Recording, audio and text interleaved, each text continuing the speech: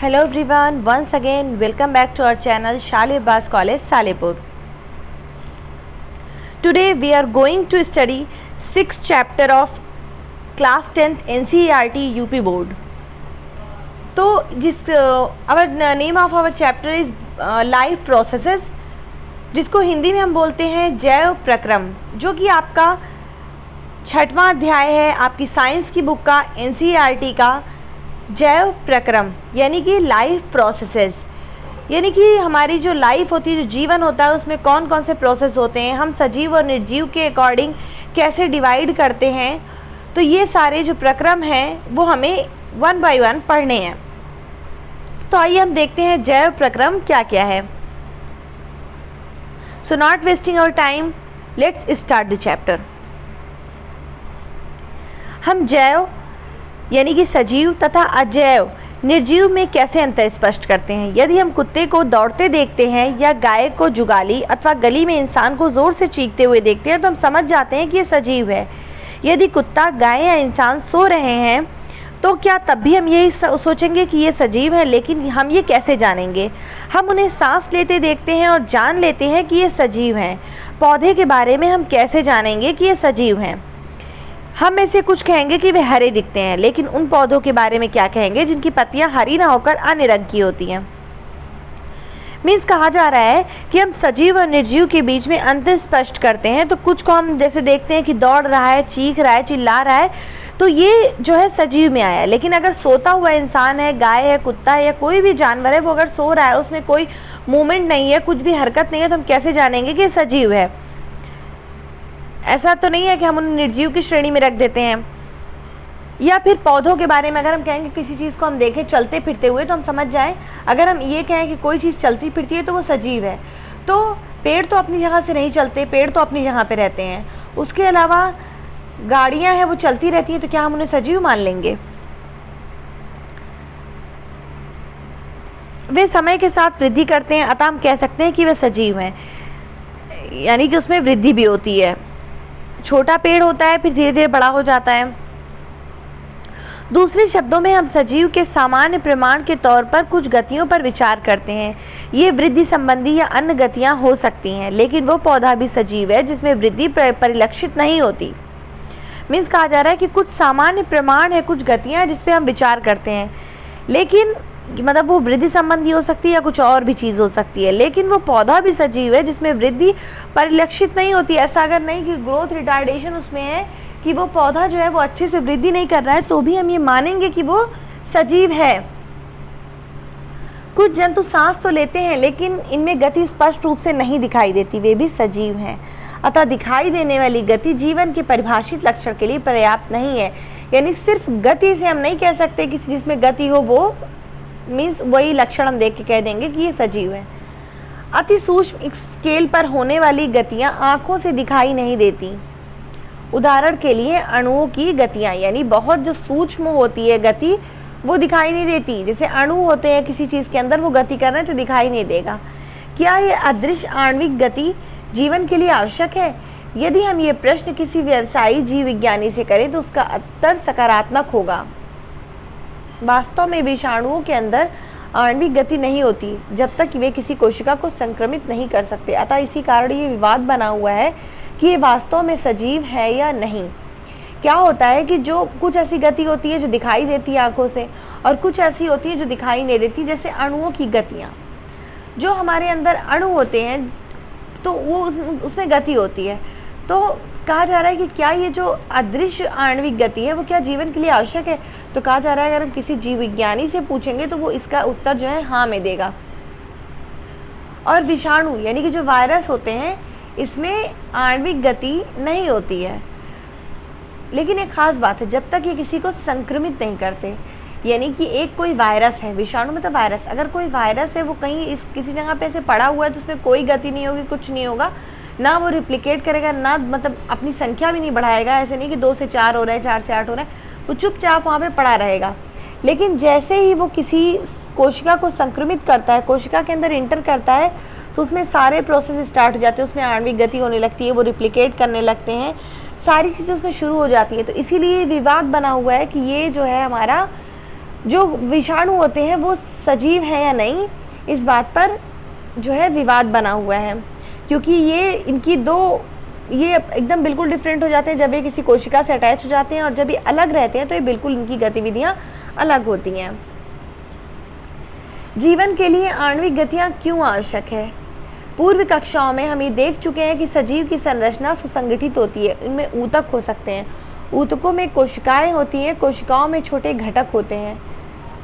यानी कि हमने पहले पढ़ा था, हमने कोशिका के बारे में पढ़ा था कि वो कोशिका होती है, ऊतक होते हैं, और उसके बाद उन कोशिकाओं में छोटे छोटे घटक होते हैं जिसमें जो प्रक्रियाएं होती रहती हैं।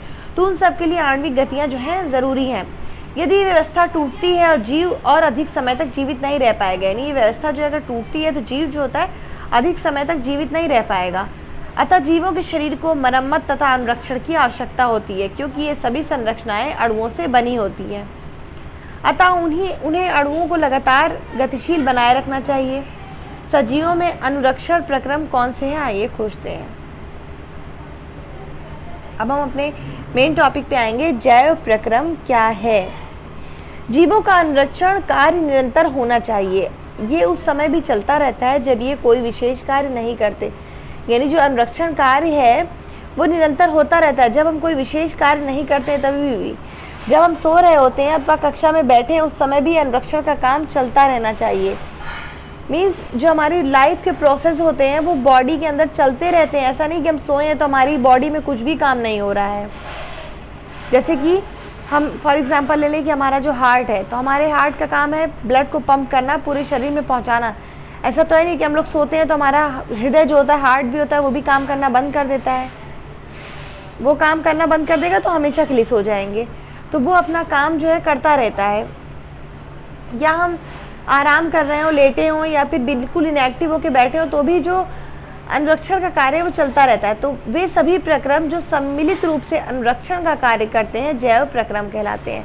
यानी कि ये डिफिनेशन हो गई कि वे सभी प्रक्रम जो सम्मिलित रूप से अनुरक्षण का कार्य करते हैं जैव प्रक्रम कहलाते हैं। ये जो हमारी हो गई जैव प्रक्रम की डेफिनेशन हो गई, यानी उसकी परिभाषा।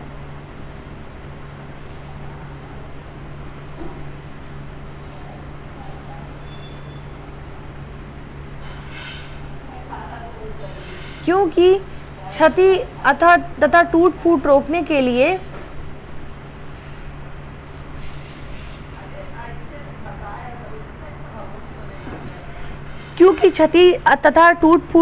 लिए अनुरक्षण प्रक्रम की आवश्यकता होती है, अतः इसके लिए उन्हें ऊर्जा की आवश्यकता होगी। ये ऊर्जा एकल जीव के शरीर के बाहर से आती है, इसलिए ऊर्जा के स्रोत का बाहर से जीव के शरीर में स्थानांतरण के लिए कोई प्रक्रम होना चाहिए। यानी जो हमारे बॉडी को जो क्षति होती रहती है, टूट फूट चलता रहता है, उसके लिए अनुरक्षण प्रक्रम की आवश्यकता होती है। तो इसके लिए ऊर्जा चाहिए होगी, और ये ऊर्जा जो है हमें बाहर से मिलती है। हमें पता है कि मेनली ह्यूमन है तो उनको ऊर्जा कहाँ से मिलती है, उनको ऊर्जा भोजन से मिलती है। तो जो ऊर्जा का स्रोत है वो बाहर है, तो उससे जीव के शरीर में स्थानांतरण के लिए कोई प्रक्रम होना चाहिए। तो इस ऊर्जा के स्रोत को हम भोजन तथा शरीर के अंदर लेने के प्रक्रम को पोषण कहते हैं। ये जो हमारी जैव प्रक्रम की डेफिनेशन हो गई। और क्या हम कहा जा रहा है कि ऊर्जा जो होती है हमेशा हमें बाहर से लेते हैं, तो भोजन से हम ऊर्जा लेते हैं, और जो अंदर शरीर के अंदर लेने का प्रक्रम है वो क्या कहलाता है, पोषण कहलाता है। यदि जीव में शारीरिक वृद्धि होती है तो इसके लिए उसे बाहर से अतिरिक्त कच्ची सामग्री की भी आवश्यकता होगी, क्योंकि पृथ्वी पर जीवन कार्बन आधारित अणुओं पर निर्भर है, अतः अधिकांश खाद्य पदार्थ भी कार्बन आधारित हैं। इन कार्बन स्रोतों की जटिलता के अनुसार विविध जीव भिन्न प्रकार के पोषण प्रक्रम को प्रयुक्त करते हैं। यानी कि वृद्धि के लिए भी हमें बाहर के कार्बन आधारित अणुओं की आवश्यकता होती है। तो अधिकतर खाद्य पदार्थ होते हैं वो भी कार्बन पर आधारित हैं। तो कार्बन स्रोतों की जो जटिलता होती है उसके अनुसार विविध जीव भिन्न भिन्न प्रकार के पोषण प्रक्रम को प्रयुक्त करते हैं। चूंकि पर्यावरण किसी एक जीव के नियंत्रण में नहीं है, अतः ऊर्जा के ये बाह्य स्रोत विविध प्रकार के हो सकते हैं। यानी ऐसा तो है नहीं कि पर्यावरण किसी एक जीव के नियंत्रण में है, सबको बैलेंस करके चलना होता है। शरीर के अंदर ऊर्जा के इन स्रोतों के विघटन या निर्माण की आवश्यकता होती है, जिससे अंततः ऊर्जा के एक समान स्रोत में परिवर्तित होने चाहिए। ये विभिन्न आणविक गतियों के लिए एवं विभिन्न जीव के शरीर के अनुसरण तथा शरीर की वृद्धि के लिए आवश्यक अणुओं के निर्माण में उपयोगी है। इसके लिए शरीर के अंदर रासायनिक क्रियाओं की एक श्रृंखला की आवश्यकता है। उपचयन, अपचयन अभिक्रियाएं अणुओं के विघटन की कुछ सामान्य रासायनिक युक्तियां हैं। क्या होता है कि मतलब हमारी बॉडी में अलग अलग प्रक्रिया होती रहती है, जिससे जो हमारी जो बॉडी है वो अपना काम करती रहती है। तो उसमें उपचयन अपचयन की प्रक्रिया होती रहती है।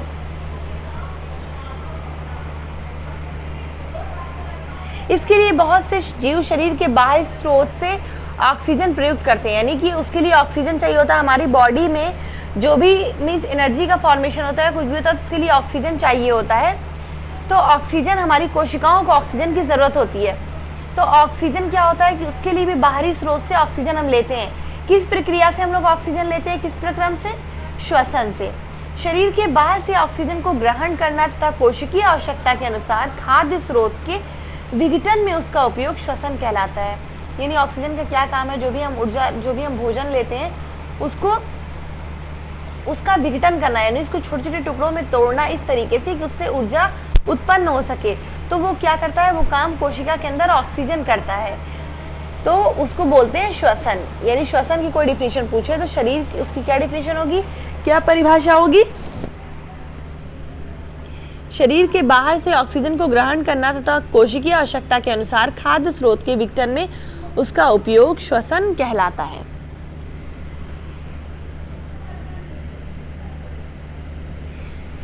एक कोशिकीय जीव की पूरी सतह पर्यावरण के संपर्क में रहती है, अतः इन्हें भोजन ग्रहण करने के लिए, गैसों का आदान प्रदान करने के लिए या वर्ज्य पदार्थ के निष्कासन के लिए किसी विशेष अंग की आवश्यकता नहीं होती। अब जैसे जो बहुकोशिकीय जीव होते हैं तो उनका अलग अलग सारी चीज़ों का अलग अलग तंत्र बना होता है, अलग अलग अंग होते हैं, क्योंकि उनका जो पूरी बॉडी होती है तो जो उसके अंदरूनी जो ऑर्गन होते हैं, अंदर के अंग होते हैं, वो कोशिका के संपर्क में नहीं रहते। तो ऐसा नहीं है, तो सारी चीज़ों के लिए अलग अलग अंग बना होता है। लेकिन जो एक कोशिकीय होते हैं वो उनका पूरी जो शरीर की सतह होती है वो पर्यावरण के संपर्क में रहती है, तो इसलिए उन्हें अलग अलग अंग की आवश्यकता नहीं होती, ना ही गैसों का आदान प्रदान करने के लिए। जैसे हमारे पास उसके लिए फेफड़े होते हैं, पूरा हमारा श्वसन तंत्र है जिसमें नाक होती है, फिर उसके बाद श्वास की नली है, फेफड़े है, तो हमारे पास पूरा सिस्टम है एक तरीके से। लेकिन एक कोशिकीय जीवों में ऐसा नहीं होता। या फिर पाचन के लिए भी हमारे पास पूरा एक सिस्टम मौजूद है, एक कोशिकीय में ऐसा नहीं होता। वर्ज्य पदार्थ के निष्कासन के लिए भी हमारे पास किडनी है, और उसके बाद उसका पूरा अंग अलग से, सारे अंग अलग से होते हैं, एक पूरा तंत्र है। लेकिन एक कोशिकीय में ऐसा नहीं है। लेकिन जब जीव के शरीर का आकार बढ़ता है तथा शारीरिक अभिकल्प अधिक जटिल हो जाता है, तब क्या होता है? बहुकोशिकीय जीवों में सभी कोशिकाएं अपने आसपास के पर्यावरण के सीधे संपर्क में नहीं रह सकती, अतः साधारण विसरण सभी कोशिकाओं की आवश्यकता को पूरा नहीं कर सकता। चूँकि हमारा जो शरीर होता है, हमारा जो शरीर है, अगर हम ह्यूमन शरीर की बात करें, ह्यूमन बॉडी की, तो उसमें बहुत सारी कोशिकाएं होती हैं जो सारी पर्यावरण के संपर्क में नहीं रहती। तो जो बाहरी, अगर ऐसा होने लगे कि कोशिका सारी, अगर हमारे पास अलग अलग अंग ना रहे, सारी कोशिका को अपना अलग अलग कार्य करना हो, तो जो हमारी बाहरी कोशिकाएं होंगी वो तो अपना काम कर लेंगी, लेकिन हमारी जो हमारी अंदरूनी कोशिकाएं होती हैं वो अपना काम नहीं कर पाएंगी। तो इसके लिए क्या होता है कि अलग अलग तंत्र बना दिए गए हैं हमारे शरीर में। हम पहले भी देख चुके हैं कि बहुकोशिकीय जीवों में विभिन्न प्रक्रियाओं को करने के लिए भिन्न भिन्न अंग विशिष्टीकृत हो जाते हैं, यानी स्पेशलाइज्ड हो जाते हैं। अलग अलग अंग अलग अलग कार्य करते हैं। हम इन विशिष्टीकृत ऊतकों से, यानी टिश्यूज जिसको बोलते हैं, हमने बताया था कि सेल होती हैं, फिर एक बहुत सारी सेल मिलके टिश्यू बनाती हैं, यानी ऊतक, फिर ऊतक मिलके अंग बनाते हैं। तो ऐसा होता है कि हम इससे पहले से परिचित हैं, अतः इसमें कोई आश्चर्य नहीं है कि भोजन तथा ऑक्सीजन का अंतर्ग्रहण भी विशिष्टीकृत ऊतकों का कार्य है। परंतु इससे एक समस्या पैदा होती है। यद्यपि भोजन का ऑक्सीजन कुछ अंतर्ग्रहण कुछ विशिष्ट अंगों द्वारा ही होता है, परंतु शरीर के सभी भाग को इनकी आवश्यकता होती है। यानी हम जो ऑक्सीजन लेते हैं वो एक खास टिश्यू लेते हैं, मीन्स ऐसा है कि फेफड़े इसका काम कर रहे हैं, फेफड़े ले रहे हैं, लेकिन हमारे पूरे शरीर को ऑक्सीजन की आवश्यकता होती है। तो ऐसे में क्या होता है कि वहन तंत्र हमारी बॉडी में होता है। भोजन और ऑक्सीजन को एक स्थान से दूसरे स्थान पर ले जाने के लिए वहन तंत्र की आवश्यकता होती है। तो हमारा हार्ट, हमारा हृदय ये काम करता है, और खून की जो नलियाँ होती हैं वो ये काम करती हैं कि हमारे पूरे शरीर में एक स्थान से दूसरे स्थान तक पहुंचाती हैं। जब रासायनिक अभिक्रियाओं में कार्बन स्रोत तथा ऑक्सीजन का उपयोग ऊर्जा की प्राप्ति के लिए होता है, तब ऐसे उपोत्पाद भी बनते हैं जो शरीर की कोशिकाओं के लिए न केवल अनुपयोगी होते हैं बल्कि वे हानिकारक भी होते हैं। मीन्स हमारे शरीर के अंदर जब अभिक्रियाएं होती हैं, रासायनिक अभिक्रियाएं होती हैं, तो उसमें से मीन्स कुछ चीज़ें ऐसी बनती है जिसका हमारे शरीर में उपयोग है, ऊर्जा की प्राप्ति के लिए बनते हैं, लेकिन साथ में कुछ ऐसी भी चीज़ बन जाती हैं जो हमारे शरीर के लिए अनुपयोगी हैं, लेकिन बल्कि वो हानिकारक हैं। तो इन अपशिष्ट पदार्थों को शरीर से बाहर निकालना अति आवश्यक होता है। इस प्रक्रम को हम उत्सर्जन कहते हैं। यानी कि उत्सर्जन, अब कोई पूछ ले कि उत्सर्जन क्या है, तो हम उसे ये बताएंगे कि हमारे शरीर में जो रासायनिक अभिक्रियाएं होती है उसमें कुछ ऐसे उपोत्पाद बनते हैं जो शरीर की कोशिकाओं के लिए हानिकारक होते हैं। तो इन अपशिष्ट उपोत्पादों को शरीर से बाहर निकालने की जो प्रक्रिया होती है उसे उत्सर्जन कहते हैं। या फिर एक छोटी सी डिफिनेशन हम ये कह सकते हैं कि अपशिष्ट उपोत्पादों को शरीर से बाहर निकालने की प्रक्रिया जो होती है वो उत्सर्जन कहलाती है। यदि बहुकोशिकीय जीवों में शरीर अभिकल्पना के मूल नियमों का पालन किया जाए तो उत्सर्जन के लिए विशिष्ट ऊतक विकसित हो जाएगा। इसका अर्थ है कि परिवहन तंत्र की आवश्यकता अपशिष्ट पदार्थों को कोशिका से इस उत्सर्जन ऊतक तक पहुंचाने की होगी। आइए हम जीवन का अनुरक्षण करने वाले आवश्यक प्रक्रमों के बारे में एक एक करके विचार करते हैं। यानी कि अब एक एक करके अब हम पढ़ेंगे। सबसे पहले हमारा है पोषण। अब हम जानेंगे पोषण क्या है, यानी डाइजेशन। डाइजेशन इसको बोलते हैं, डाइजेशन क्या है, इसको बोलते हैं न्यूट्रिशन। तो हम न्यूट्रिशन के बारे में अब पढ़ेंगे। पोषण, जब हम टहलते हैं या साइकिल की सवारी करते हैं तो हम ऊर्जा का उपयोग करते हैं। उस स्थिति में जब हम कोई आभासी क्रियाकलाप नहीं कर रहे होते हैं, हमारे शरीर में क्रम की स्थिति के अनुरक्षण करने के लिए ऊर्जा की आवश्यकता होती है। वृद्धि, विकास, प्रोटीन संश्लेषण आदि में हमें बाहर से भी पदार्थों की आवश्यकता होती है। ये ऊर्जा का स्रोत तथा पदार्थ जो हम खाते हैं वो भोजन है। यानी कि हमें अपने शरीर के विभिन्न कार्यों को करने के लिए ऊर्जा की आवश्यकता होती है। अगर हम कुछ कार्य क्रियाकलाप नहीं कर रहे हैं तो भी जो हमारा क्रम है उसकी स्थिति के लिए हमें ऊर्जा की आवश्यकता होगी। और वृद्धि, विकास, प्रोटीन संश्लेषण में भी हमें बाहर के पदार्थों की आवश्यकता होती है। तो ऊर्जा का स्रोत क्या होता है? ऊर्जा का स्रोत होता है भोजन, और जो पदार्थ हम खाते हैं वो भोजन कहलाता है। अब हम देखेंगे सजीव अपना भोजन कैसे प्राप्त करते हैं। सभी जीवों में ऊर्जा तथा पदार्थ की सामान्य आवश्यकता समान है, लेकिन इसकी आपूर्ति विभिन्न विधियों से होती है। कुछ जीव अकार्बनिक स्रोतों से कार्बन डाइऑक्साइड तथा जल के रूप में सरल पदार्थ प्राप्त करते हैं। ये जीव स्वपोषी हैं, जिनमें सभी हरे पौधे तथा कुछ जीवाणु हैं। यानी कि जो सजीव पौधे होते हैं उनका जो भोजन प्राप्त करने का तरीका होता है वो सब में डिफरेंट होता है, अलग अलग होता है। सभी जीवों में क्या होता है, इसकी आपूर्ति जो होती है विभिन्न विधियों से होती है। कुछ जीव क्या करते हैं, अकार्बनिक स्रोतों से कार्बन डाइऑक्साइड तथा जल के रूप में सरल पदार्थ जो होता है वो प्राप्त करते हैं। ये जीव क्या होते हैं, स्वपोषी होते हैं, यानी वे अपना भोजन स्वयं बनाते हैं, जिनमें सभी हरे पौधे तथा कुछ जीवाणु हैं। यानी कुछ हरे पौधे और कुछ जीवाणु हैं। तो उनका क्या होता है, उनकी जो ऊर्जा की जो रिक्वायरमेंट होती है वो सिर्फ जल से और अकार्बनिक स्रोतों से कार्बन डाइऑक्साइड से पूरी हो जाती है। जैसे हम जानते हैं कि फोटोसिंथेसिस, प्रकाश संश्लेषण की प्रक्रिया हम जानते हैं कि होती है, तो जिसमें सनलाइट यानी सूर्य के प्रकाश में कार्बन डाइऑक्साइड और जल की उपस्थिति में जो पौधे होते हैं वो अपना भोजन बनाते हैं, तो उनको ऊर्जा उसी से मिल जाती है। अन्य जीव जटिल पदार्थों का उपयोग करते हैं, लेकिन जो कुछ अन्य जीव होते हैं वो जटिल पदार्थों का उपयोग करते हैं। इन जटिल पदार्थों को सरल पदार्थों में खंडित करना आवश्यक है। तो ये जो जटिल पदार्थ होते हैं उनको सरल पदार्थों में तोड़ना जरूरी होता है, ताकि ये जीव के संरक्षण तथा वृद्धि में प्रयुक्त हो सकें। इसे प्राप्त करने के लिए जीव जैव उत्प्रेरक का उपयोग करते हैं जिन्हें एंजाइम कहते हैं। यानी क्या होता है कि जटिल पदार्थ जो होते हैं उनको सरल पदार्थों में तोड़ा जाता है ताकि ये जो हमारी बॉडी इसको अडॉप्ट कर सके, ये बॉडी में यूज़ हो सके। तो इसे प्राप्त करने के लिए कुछ जैव उत्प्रेरक होते हैं, उनका उपयोग करते हैं जिन्हें एंजाइम कहते हैं। अतः विषमपोषी उत्तरजीविता के लिए प्रत्यक्ष या परोक्ष रूप से स्वरूपी पर आश्रित होते हैं। जो विषमपोषी होते हैं यानी हेटेरोट्रॉप्स जिन्हें बोलते हैं, जो अपना भोजन के लिए दूसरों पर डिपेंड रहते हैं, तो वो किस पे डिपेंड रहते हैं? स्वपोषी पे डिपेंड रहते हैं। चूँकि स्वपोषी में आता है प्लांट्स वगैरह, तो हम भी अपने भोजन के लिए प्लांट्स पे डिपेंड हैं। जंतु तथा कवक इसी प्रकार के विषमपोषी जीवों में सम्मिलित हैं। अब हम देखेंगे क्या है स्वयंपोषी पोषण, जिनको बोलते हैं ऑटोट्रॉपिक न्यूट्रिशन। तो हम देखेंगे ऑटोट्रॉपिक न्यूट्रिशन क्या है।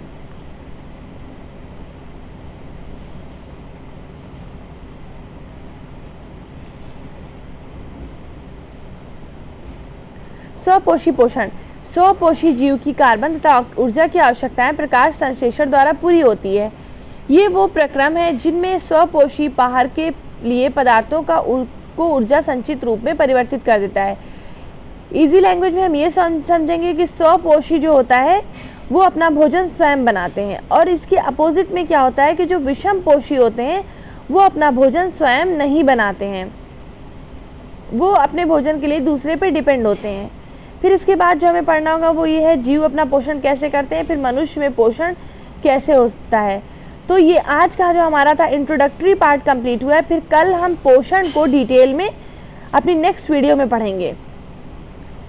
तब तक के लिए आप लोग इस वीडियो को प्रॉपरली ध्यान से देखिए। जो भी डाउट हो वो हमें प्लीज़ कमेंट करके बताएं, या फिर हमें हमारे व्हाट्सएप नंबर पे कांटेक्ट करके बताएं। और प्लीज़ हमारी वीडियो को लाइक करना और शेयर करना ना भूलें। तब तक के लिए गुड बाय।